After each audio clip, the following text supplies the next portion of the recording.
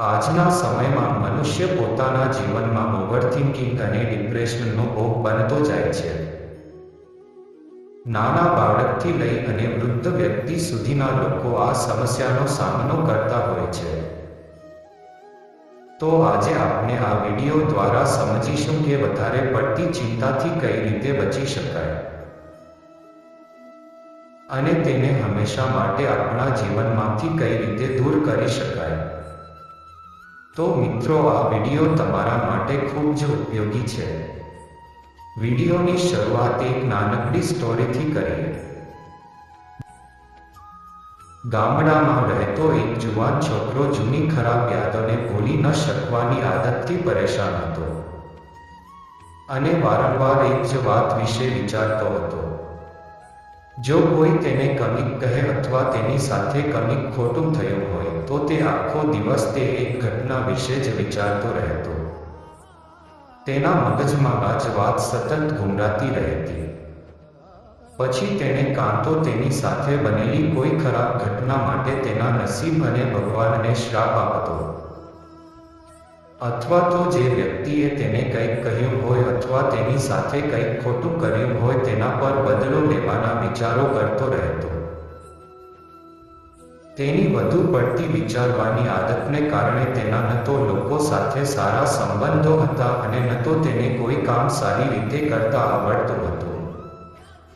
તે હંમેશા તણાવ અથવા માનસિક અસ્વસ્થતાની સ્થિતિમાં રહેતો હતો. તેની હાલત જોઈને તેના એક મિત્રએ તેને સલાહ આપી કે અહીં નજીકના બૌદ્ધ મઠમાં એક ઝેન માસ્ટર રહે છે, તમે તેની પાસે જાઓ. તે તમને આનો કોઈક ઉપાય ચોક્કસ જણાવશે, તમારી માનસિક સમસ્યા દૂર કરશે.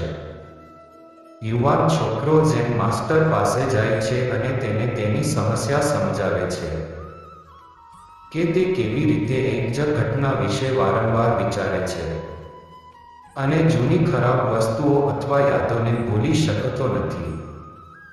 છોકરાની સમસ્યા સાંભળીને ઝેન માસ્ટર ત્યાંથી ઊભો થઈને મઠની અંદર જાય છે. ઝેન માસ્ટર દ્વારા તે છોકરાને કોઈ જવાબ આપ્યા વિના ઊભો થઈને આ રીતે જતો રહેતો જોઈ તે છોકરાને થોડું અજીબ લાગ્યું. પણ તે હજી પણ ત્યાં જ બેઠો રહે છે.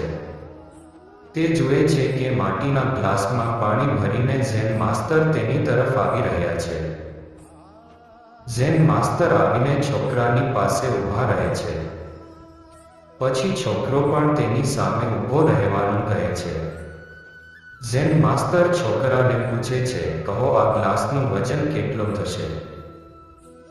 છોકરાએ કહ્યું, હું બરાબર કહી શકતો નથી, પણ આ ગ્લાસનું વજન બહુ ઓછું છે. હવે ઝેન માસ્ટરે ગંભીરતાથી કહ્યું, મારો પ્રશ્ન છે કે જો હું આ ગ્લાસને થોડીવાર માટે આ રીતે પકડી રાખું તો શું થશે? છોકરો કહ્યું, કંઈ નહીં થાય. ઝેન માસ્તરે ફરી પૂછ્યું, આ ગ્લાસને 1 કલાક સુધી પકડી રાખશો તો તારો હાથ દુખવા લાગશે? છોકરાએ ગંભીર શબ્દોમાં કહ્યું, આખો દિવસ તમારો હાથ ખૂબ જ દુખવા લાગશે. તમારો હાથ સુન્ન થઈ શકે છે. તમારા સ્નાયુઓ તંગ થઈ શકે છે અને તમારો હાથ મરી પણ શકે છે.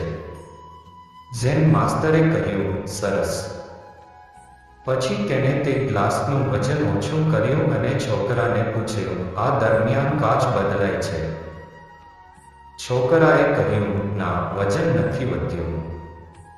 તો પછી હાથમાં દુખાવો અને સ્નાયુઓમાં તણાવ કેમ હતો? ઝેન માસ્ટરે લાંબા સમય સુધી છોકરાને પૂછ્યું. ઝેન માસ્તરે ફરીથી પૂછ્યું, આ પીડામાંથી મુક્તિ મેળવવા હવે મારે શું કરવું જોઈએ? છોકરાએ કહ્યું, કાચ નીચે મૂકો.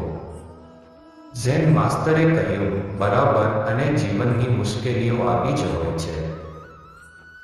તેને થોડીવાર માટે તમારા મગજમાં રાખો અને તમને લાગશે કે બધું બરાબર છે. લાંબા સમય સુધી તેમના વિશે વિચારો અને એટલે તમને પીડા થવા લાગશે. અને લાંબા સમય સુધી તમારા મનમાં તેમને અંદર રાખશો. પછી તેઓ તમને નર્વસ અથવા પાગલ બનાવવાનું શરૂ કરશે અને તમે કંઈ પણ કરી શકશો નહીં. ઝેન માસ્ટરે છોકરા તરફ ઇશારો કરીને કહ્યું, ભૂતકાળની ભૂલો અને ઘટનાઓ વિશે વિચારવું તમારા જીવન માટે મહત્વપૂર્ણ છે. પરંતુ તેના કરતાં વધુ મહત્વનું છે કે તમે તેમની પાસેથી શીખો અને આગળ વધો. જો તમે આ જ વસ્તુને પકડી રાખશો તો તે કાચની જેમ તમારા જીવનમાં પણ પીડા આપશે. તે હજી પણ તમારા હાથમાંથી બહાર રહેશે અને પછી તમે ભવિષ્યમાં તેના માટે પસ્તાવો કરશો. તમે તમારા ભૂતકાળ માટે જે વ્યક્તિ બનવા માંગો છો અથવા જો તમે કરેલી ભૂલો માટે પસ્તાવો કરી રહ્યા છો તો આજે જ તે વ્યક્તિ બનવાનો પ્રયાસ કરો. અને પ્રયાસ કરો કે આજે તમે એવી ભૂલો નહીં કરશો જેના માટે તમારે ભવિષ્યમાં પસ્તાવો કરવો પડે. તેથી ચિંતા કરવાનું બંધ કરો અને તમારા આજના કાર્યો પર ધ્યાન કેન્દ્રિત કરો. કારણ કે ચિંતા વ્યક્તિને તેના અંતિમ સંસ્કારમાં લઈ જાય છે. મિત્રો, ચિંતા કરવાની આદત કેવી રીતે છોડવી અને સુખી જીવન કેવી રીતે જીવવું? વિશ્વવિખ્યાત લેખક ડેલ કાર્નેગીએ આના પર એક ખૂબ જ સરસ પુસ્તક લખ્યું છે જેનું નામ છે ચિંતા કરવાનું બંધ કરો અને જીવવાનું શરૂ કરો. એટલે કે ચિંતા કરવાનું બંધ કરો અને ખુશખુશાલ જીવન જીવો. હું આશા રાખું છું કે તમને ચિંતા કરવાની આદતમાંથી છુટકારો મેળવવા માટે આ વિડિયો ખૂબ જ ઉપયોગી થશે. તો જો મિત્રો, તમારો મિત્ર કે અન્ય કોઈ વ્યક્તિ કે જે ઓવરથિંકિંગના કારણે તેના જીવનથી કંટાળી ગયો હોય તો તેમને આ વિડિયો જરૂર શેર કરજો, જેથી તે પોતાનું જીવનમાં ચિંતાથી છુટકારો મેળવી શકે.